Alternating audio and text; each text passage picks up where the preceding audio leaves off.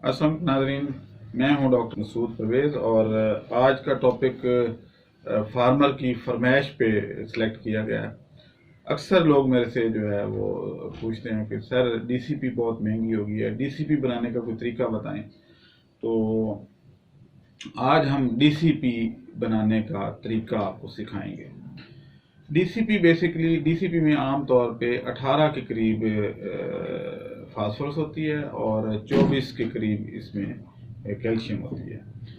Aldous के DCP का मतलब यह है कि दो हिस्से कैल्शियम और एक हिस्सा फास्फोरस, यानी असूलन तो 32 होनी चाहिए थी कैल्शियम और 16 इसमें होनी चाहिए थी फास्फोरस, लेकिन केमिकल रिएक्शन के दौरान इसकी रेशो थोड़ी चेंज हो जाती है, तो इसलिए जो है वो 24 और 16 और या 18 की आती है तकरीबन। लेकिन आमतौर पे जब भी हमने देखा है तो 16 ही होती है फास्फोरस, 18 नहीं होती, लिखा होता है ज़रूर। अब चाइना की डीसीपी में और पाकिस्तान की डीसीपी में कौन सी बेहतर है, ये सवाल अक्सर लोग मेरे से पूछते हैं। मैं उनको यही जवाब देता हूँ कि पाकिस्तान की डीसीपी बेस्ट है। यानी बाकी चीज़ें आप इम्पोर्टेड लेते हैं खुश होकर, क्वालिटी बेहतर होगी और उनका जो है वो स्टैंडर्ड बेहतर होगा, लेकिन खुशकिस्मती से पाकिस्तानी डीसीपी जो है ये दुनिया की बेस्ट डीसीपी है। अब चाइना से आने वाले डीसीपी और पाकिस्तान में पैदा होने वाले डीसीपी में फ़र्क क्या है? चाइना से जो आती है वो रॉक फास्फेट से बनी होती है। रॉक फास्फेट जो हमारे एबटाबाद की पहाड़ियों से निकलता है और दाएं बाएं से निकलता है, दैट इज इनऑर्गेनिक, यानी वो ऑर्गेनिक सोर्स नहीं है, वो मिनरल सोर्स है। तो अगर मिनरल सोर्स अगर जानवर को खिलाया जाए, तो अगर प्योर फास्फोरस भी दी जाए तो वो आधा हजम करेगा और आधा हजम नहीं कर सकता। यानी इवन जो प्लांट से आती है फास्फोरस, वो भी आप डाइजेस्ट नहीं कर सकते और वो आधी ज़ाया हो जाती है और आधी उसमें से जानवर अपनी हड्डियों का हिस्सा बनाता है या बाकी फंक्शन में लेके आता है। अब जो पाकिस्तान की डीसीपी है वो इसलिए बेस्ट है कि ये एनिमल सोर्स से आती है। हमेशा जो फास्फोरस एनिमल सोर्स से आएगी वो टोटली डाइजेस्ट हो जाएगी, और जो प्लांट सोर्स से या मिनरल सोर्स से आएगी वो डाइजेस्ट नहीं होती। प्लांट सोर्स वाली आधी डाइजेस्ट होती है, मिनरल सोर्स वाली उससे भी आधी होती है। तो इसलिए आप यूं कह लें कि अगर 100 ग्राम आप डीसीपी एनिमल सोर्स की खिलाएं तो वो सारी जिस्म का हिस्सा बनेगी। अगर प्लांट सोर्स मीन पौधों से जो आती है, उनके बीज में या उनके पत्तों में या इधर उधर होती है, वो अगर खिलाएंगे 100 किलो तो आपकी 100 ग्राम तो आपको 50 ग्राम मुफीद होगी, बाकी ज़ाया हो जाएगी।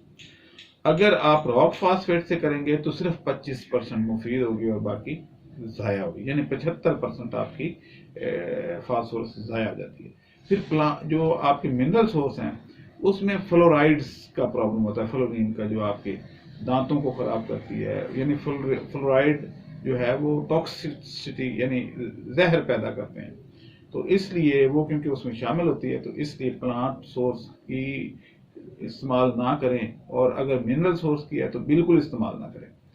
तो अफादियत सिर्फ एनिमल सोर्स है। अब जो यहाँ पे एक कंपनी बना रही है डीसीपी, वो इसको एनिमल सोर्स से बनाती है, जबकि चाइना इसको मिनरल सोर्स से बनाता है। तो इसलिए पाकिस्तानी जो डीसीपी है इसकी बहुत ज़्यादा डिमांड है। इवन जर्मनी में मैं खुद एक दो दफ़ा इसको एक्सपोर्ट भी किया है, तो ये बेस्ट समझी जाती है। अब इसको घर में कैसे बनाया जाए? हमारे चैनल को सब्सक्राइब करें और साथ में बेल आइकन को भी दबा दें ताकि हमारी हर नई आने वाली वीडियो आप तक बआसानी पहुंच सके। डीसीपी घर में बनाने का बड़ा आसान तरीका है, जिससे आप बना के रख लें और वो उसी तरीके से मुफीद होगी जिस तरीके से आपकी डीसीपी मुफीद है। आपने अब ये क्या करते हैं, सॉरी, कि जो आपके हैं फैक्ट्री वाले, वो इसको एसिड के साथ ट्रीट करते हैं। आपको शायद पता होगा कि अगर एसिड के अंदर हड्डी डाल दी जाए तो वो पाउडर बन जाती है, गल सड़ जाती है। आपने वो वाकया भी सुना होगा, 100 बच्चों का कातिल जो था, जो शादरा में पकड़ा गया था, उसको इस बात का कहीं से पता चल गया, किसी डॉक्टर ने बता दिया होगा। हालांकि हमें बताना नहीं चाहिए और मना भी किया जाता है कि इस तरह के ट्रिक्स मत बताएं। अच्छा, उसमें उसने क्या किया कि बच्चों को वो ज़िबा करके तो उनको ड्रम में डाल देता था तेजाब में, और उसके बाद वो 4-5 दिन के बाद वो पाउडर बन के तो नीचे तह में बैठ जाता था, यानी उसका कोई सबूत ही नहीं छोड़ता था। तो अब वो जो नीचे पाउडर बैठा होता था वो बेसिकली डीसीपी होती थी। अब ये है कि घर में कैसे बनाएंगे, तो आप कहीं से भी कुर्बानी के दौरान तो ये काफ़ी मिल जाती है, अदरवाइज किसी कसाई से या इधर उधर से आप हड्डी अगर ले लेते हैं और उसको आग लगा देते हैं, तो आपको शायद इल्म होगा कि हड्डी में बहुत ज़्यादा फैट कंटेंट्स होते हैं, वो बहुत ज़्यादा हीट प्रोड्यूस करेगी, आग लगेगी और पूरी रात आग जलती रहेगी। उसके बाद जो है हड्डी वाइट कलर की हो जाएगी, और वो हड्डी आप अगर हाथ से भी तोड़ेंगे तो टूट जाएगी, और उसको आप पीस के अगर रख लें तो दैट इज एग्जैक्टली डीसीपी, यानी उसमें 16% फास्फोरस होगी और उसमें 34% कैल्शियम होगी, 32 से 34। तो ये एक तरीका है जिससे आप अपने जानवरों को वो हड्डी खिला सकते हैं। अगर हड्डी को वैसे पहले बोन मील के नाम से हड्डी पीस के आती थी, लेकिन उसमें प्रॉब्लम ये थी कि वो उसमें बहुत ज़्यादा इन्फेक्शन होती थी। लेकिन इस सूरत में हड्डी जो है, जो जली हुई हड्डी है, इसमें इन्फेक्शन का कोई चांस नहीं है, क्योंकि ये अंदर की हीट इसकी 800 डिग्री सेंटीग्रेड तक पहुंच जाती है। तो 800 डिग्री पे तो कोई चरिंद परिंद, कोई जरासीम, कुछ नहीं बचता।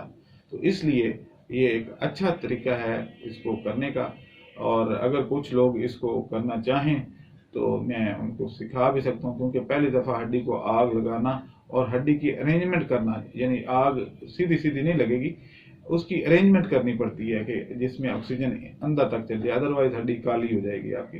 तो वो सिखाया जा सकता है, और आप एक डीसीपी फैक्ट्री खुद लगा सकते हैं, और हड्डी आम तौर पे जो है आपको 10 से 12 रुपए किलो मिल जाती है, लेकिन डीसीपी आपको आपकी जो है वो आपको 80-90 रुपए किलो बिकती है। तो इस तरीके से एक अच्छा सोर्स आप पैदा कर सकते हैं। और फिर भी अगर समझ ना आए तो मेरे से कंसल्ट कर लें, मेरे दफ्तर तशरीफ़ ले आए, मेरा नंबर ऊपर डिस्प्ले किया गया है, तो मेरे से रब्ता कर लें, और कुछ लोग इस इंडस्ट्री में आ जाएं। मैंने पहले भी बोला कि एग्रीकल्चर जो सेक्टर है बहुत बड़ा है, और उसमें लाइफ स्टॉक जो है सिर्फ उसी को आप ले लें तो वो भी इतना बड़ा सेक्टर है कि आप सारा पाकिस्तान इसी सेक्टर में आ जाए तो भी शायद इसकी खपत पूरी ना हो। मसलन कुछ लोग डीसीपी बनाना शुरू कर दें, कुछ लोग इसमें से फैट एक्सट्रैक्शन कैसे करनी है वो कर लें, कुछ लोग ब्रीडिंग पे आ जाएं, कुछ लोग फीड में आ जाएं, कुछ लोग फ्री रेंज में आ जाएं, कुछ फार्मिंग में आ जाएं, सो एंड सो बहुत ज़्यादा इसके जो है वो कारोबारी जो इम्कानात हैं वो रोशन है।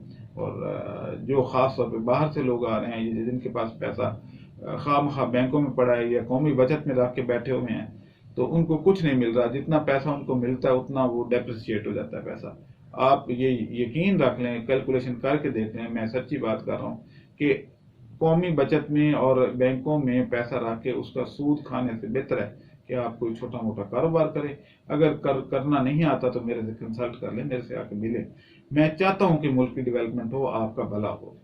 तो इन्हीं अल्फाज के साथ मैं इजाज़त चाहूँगा। मेरा आप जो है नंबर आपके सामने है, एक तो मेरा चैनल जो है सब्सक्राइब कर लें, और नंबर दिया गया है, इस नंबर पे मेरे से अगर कोई बात पूछनी हो तो मैसेज कर दें। ख़ास तौर पे वॉइस मैसेज जो आएगा मैं उसको ज़रूर रिप्लाई करता हूँ। बाकी कॉल पे हो सकता है रिप्लाई नहीं कर पाऊँ, क्योंकि बहुत ज़्यादा कॉल्स आती हैं। मेरे व्हाट्सएप पे जो नंबर पे लोगों ने मुझे ऐड किया हुआ है वही तकरीबन 8000 के करीब हैं, तो मैं कैसे रिप्लाई करूँ। तो आप नाराज़ ना हुआ करें। अब मुझे इजाज़त दें। अल्लाह हाफिज़।